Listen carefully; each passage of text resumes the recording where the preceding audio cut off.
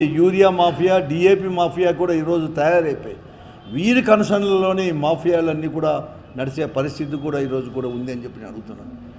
Collector గారు నిన్న review చేస్తూ చెప్తారు, మేము గతంలో ముందుగానే చెప్పింటే వెంటనే కూడా పట్టండి, ఏ షాపుకు ఎవరికి ఎంత ఇచ్చినామని చెప్పి ఈరోజు అడుగుతారు. అంతా అయిపోయినాకనా, చేతులు కాలినాక ఆకులు పట్టుకున్నట్లుగా అంత బ్లాక్ మార్కెట్ తరలిపోయినాక వారు అన్నీ కూడా లెక్కలు కూడా అన్నీ కూడా మేము పలానా సాటి ఇచ్చినాం పలానా సాటి చెప్పినాక అన్నీ రాసుకున్నాక ఈరోజా ఒత్తురు ఆలోచన చేయమని చెప్పి మేము అడుగుతున్నాం. మీరైతే ఇప్పటికి కూడా 3.5 లక్షల ఎకరాలు బీడుగా ఉంది.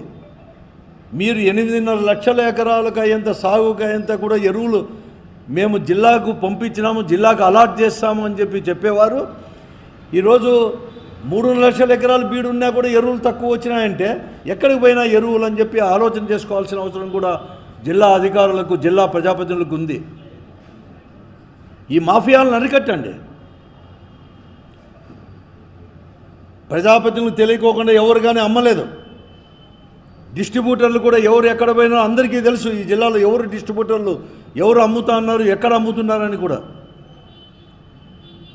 వ్యవసాయ అధికారులు తెలియకోకుండా ఉందా?